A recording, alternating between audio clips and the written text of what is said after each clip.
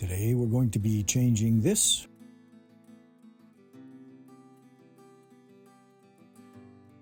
into this. I was contracted and given some measurements of an old fireplace surround, so immediately sat down on my 3D program and got to work coming up with a new design to replace the old one. Now, I'm in Michigan, and this job is in New York, so this was just the initial rough draft to get the ball rolling, and once I got the design done, tweaked, and approved, I packed up my tools and hit the road.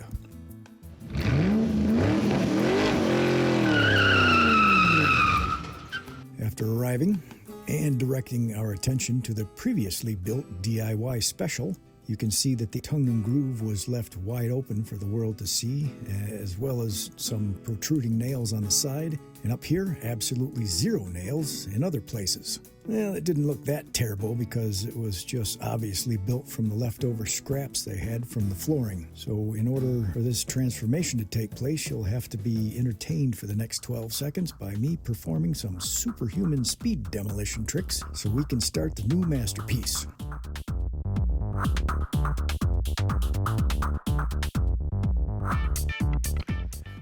Now we have a blank slate to work with. I'll be confirming the measurements and making some modifications, such as cutting a hole in the drywall to run a wire up so there can be a plug box in the mantel to plug the TV into.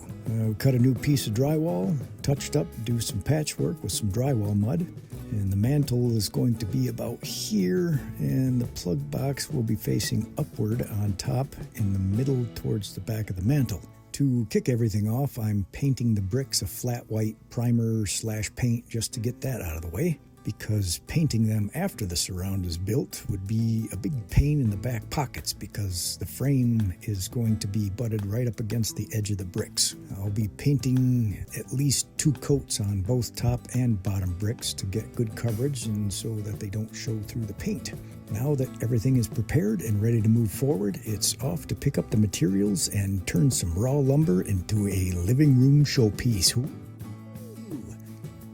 Now, a perfect 3D computer rendition and an actual real-life build are more often than not off by a bit. So I can stay on track with all the projected measurements. I drew out and tweaked where I needed the actual measurements to go for every step of the way. I marked out the studs behind the wall to attach to, marked out the bottom trim where the bottom mantel and the cove molding and the middle trim pieces are going to go on the header, crown molding, and the top mantel and trim. The measurement from the top of the TV to the top of the mantel is 28 inches, and wanted to leave the space from the TV to the ceiling the size of those top vertical bricks, so had to kind of reverse engineer the design around the size of the TV. The first piece of the puzzle is building the trim pieces around the bottom bricks that surround the fireplace. The pieces that are directly touching the bricks are going to be sideways with a 1/4 inch roundover on both sides. I'll be building and attaching this first trim piece all together as one piece before I attach it to the wall. I have all the pieces cut and rounded for the first piece of the puzzle, so now I'll be gluing and pinning everything together. After the glue dries, I decided to paint it the requested finish color before I attached it to the wall because it's going to be right against the bricks, and painting in between every little gap would be a nightmare.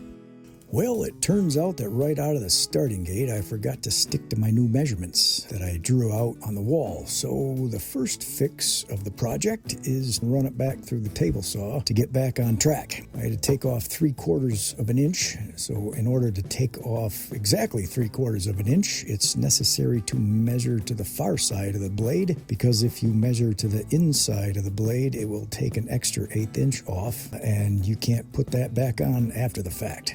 So slow and steady, making sure the top is always securely riding against the saw fence to get a straight, clean cut. Back on track. I know there's a stud here as I marked it on the wall, so I'm going to run a finish trim screw from the top into the studs so you don't see the screw from the front. The side of the trim didn't fall on a stud, so I'll be globbing some liquid nails on the back to secure it to the wall.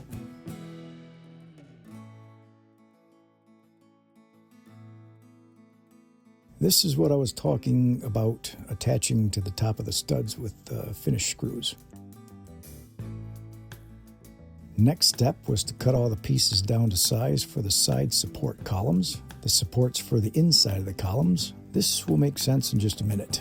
The rectangle trim that will be on the front face of the columns and the cove trim that will be inside of that. Again, that will all make sense visually when it's all put together. Everything is all sanded and ready to glue and pin together. These will be put together as such. There are 2 identical columns, so I'll put these together and bring those up for a dry fit. The original plan was to paint everything black, so as you can see here, I'm putting in the cove on the inside of the front trim for the columns, but I thought the end result would look a bit better if we left it white, in contrast to the black. At this point in the video, I hadn't thought of that yet, so here we are. Now to glue and pin the columns together. These seemingly extra pieces are going to be attached to the wall, and the columns are going to be slid over them and will attach to those supports. Now, if you don't even know what the heck I'm talking about, hang tight. This will all be crystal clear in just a few more minutes. These will be screwed to the wall, and the column will slide over top of them so it can be attached to something. Now, if you build the whole column with the back on it, there wouldn't be anything to really attach it to the wall by. So here I'm using scrap as a spacer to attach the supports to the wall. Then the columns fit snugly around the supports and get some 16 gauge 1.5" brad nails. I used a scrap piece that I marked where the supports were so I could hold it against the columns to hit the supports with the brads. The decorative trim and cove are attached to the face of the columns.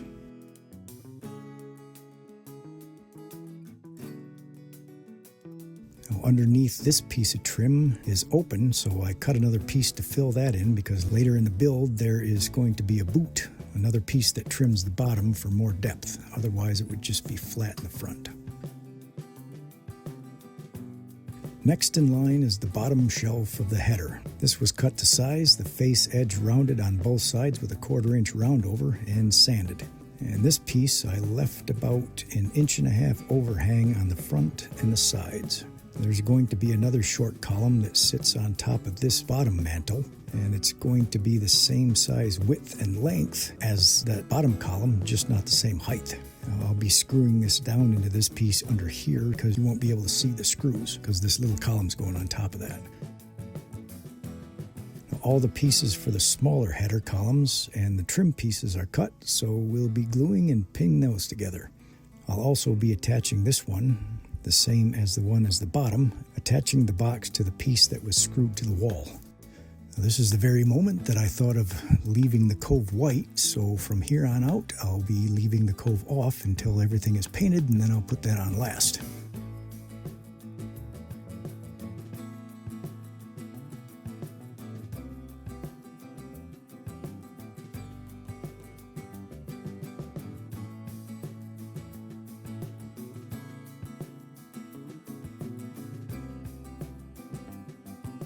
I did realize that I cut the smaller columns a little bit too small because I didn't account for the crown molding, so ended up recutting them so I could attach the crown. Then after some more contemplating, concluded that I needed to add another 1/2 inch shim piece to bring the crown out a 1/2 inch so it would face the 3/4 inch decorative trim. Now the trim is 3/4 inch and the crown only sticks out 1/4 inch, so that 1/2 inch will make up the difference. So the crown will fit flush up against the trim that it's sitting underneath it.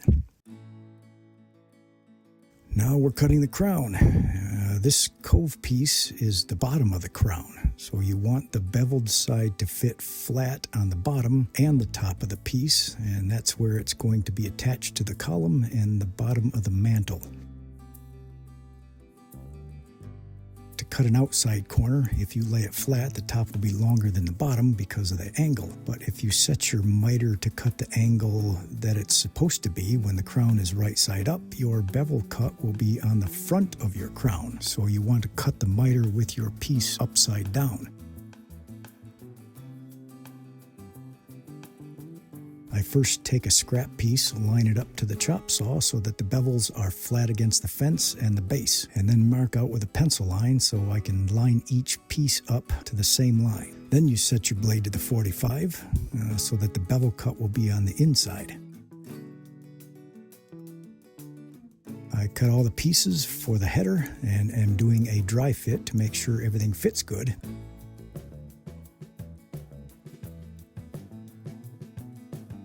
I haven't screwed the 2x4s to the wall yet either. I cut an inner piece so that I could butt the front piece to that.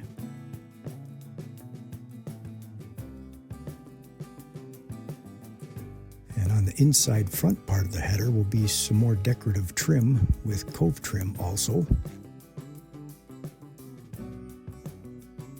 I have those all cut and ready to glue and pin, so this will fit right inside of there.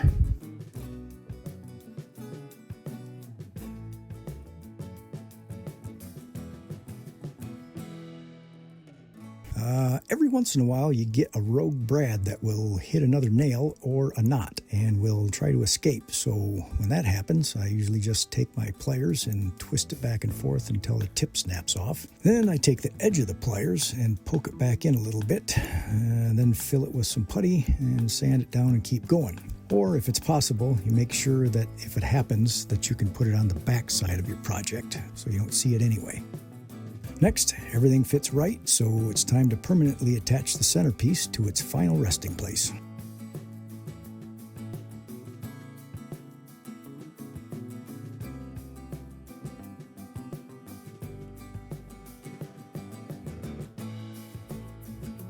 After everything was attached and was dry fitting the crown, I realized that there was hardly any support for the backside until I can put the mantle on, so I had to be creative. I experimented with the angle until it landed at the 38.5 degree angle.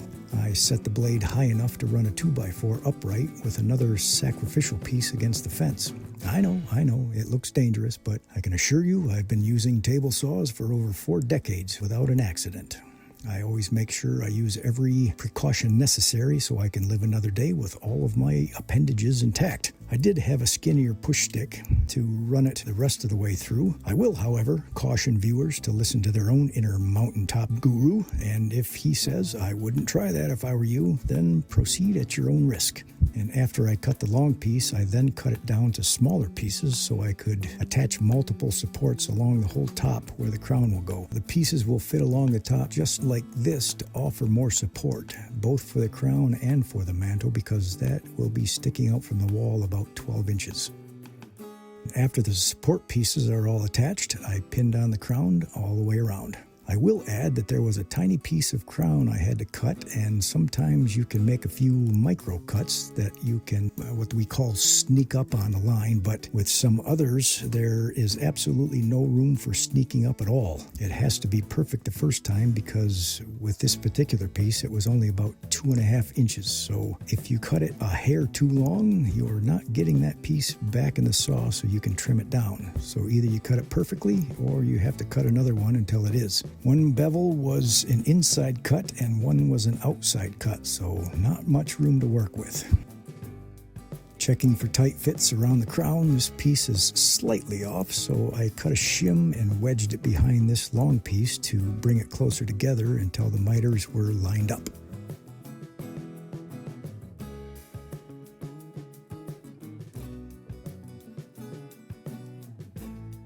Here's what those extra support pieces look like behind the crown, all the way down the front and around the sides, so it has something to rest on and stay solid. The next step before the mantle is put on is these side pieces that flank the top bricks as decorative pieces. Now these will be resembling the bottom columns, but will be flat against the wall instead of a protruding column. Now while I was looking at these bricks, if you notice, when I painted the bricks first, I used a flat primer/paint, but later on I added another couple coats of high gloss paint just to the face of the bricks. It took the flat look and added quite a bit more depth to the overall look.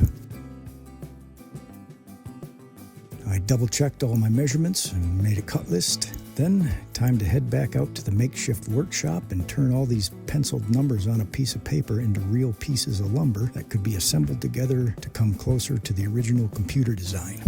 Now, these particular pieces will also be up against the top bricks, so these will also be painted first to keep from pulling out the rest of my hair by attempting to paint around all these little gaps in the bricks, especially black paint against the white bricks. Ah yes, the stuff that makes nightmares come true.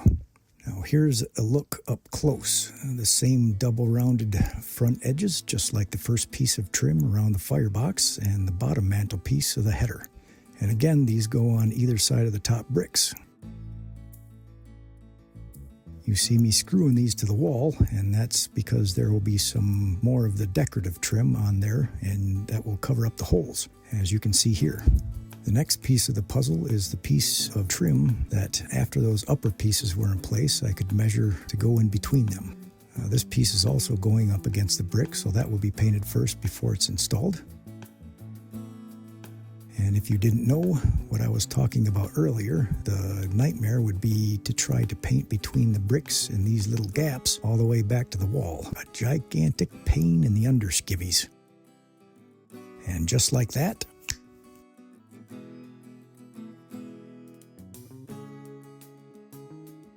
doing a test with a piece of scrap that is as thick as the mantle to make sure everything is going to fit properly.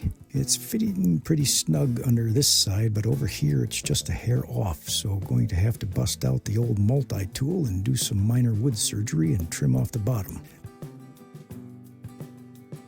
Voila! Now she slides right under, like it's meant to be. Now, there's a bunch of last-minute touch-up projects before the final paint job. Take a nail set and a hammer, tap all those brads that might not have gone all the way in, fill the brad holes, the gaps, the cracks with filler to the final sanding, and then make her look like she's going on a first date with Batman.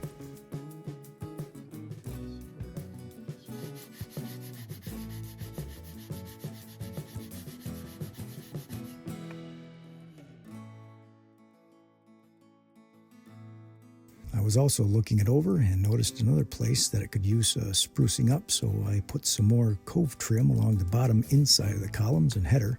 Those will also be painted black, so just put those up. And these cove pieces were put in before I thought of leaving them white, so taped them off.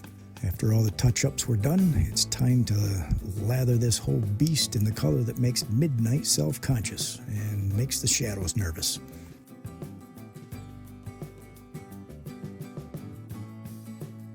The home stretch.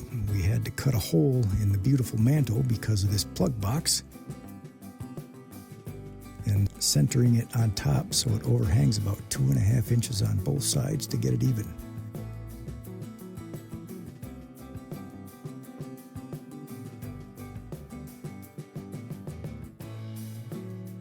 Put the side clips on the box to secure the box to the mantle, and put a few screws in it to seal the deal.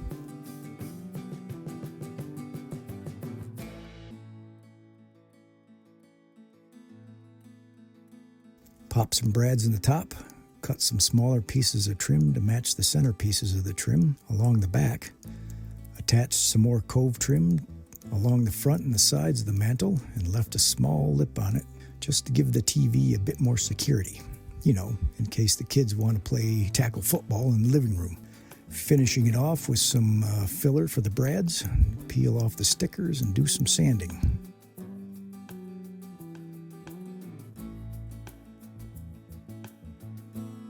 Put the first coat on, wait for that to dry, fill in all the inner trim pieces with the white cove, and bring this thing in for a landing.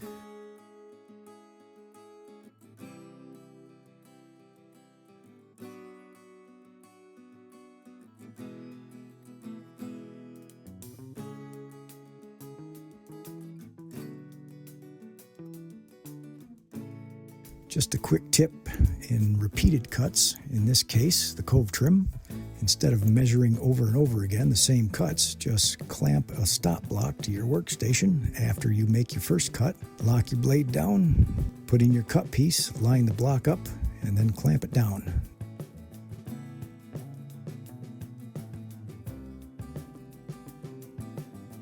Now you just cut the first miter,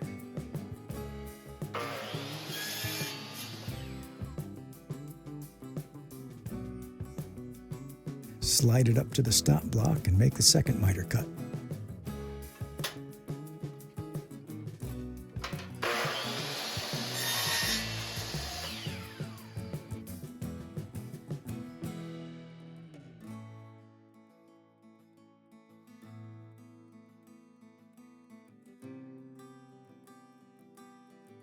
Now the finishing touches that make the project pop. Fill in these inner trim pieces with the cove molding and watch it come to life.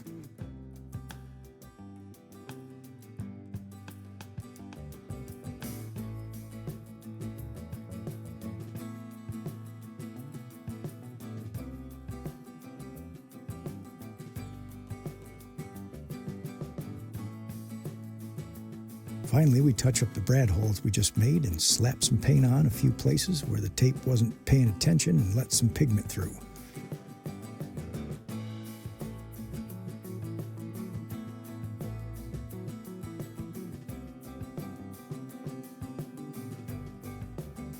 Put on a plug cover, and I present to you the finished piece of living room artwork in all its glory.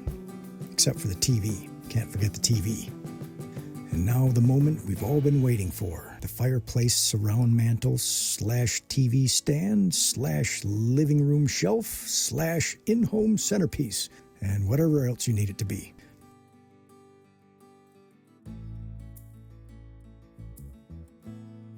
And as a reminder, here is the before pic, and you still have time to subscribe.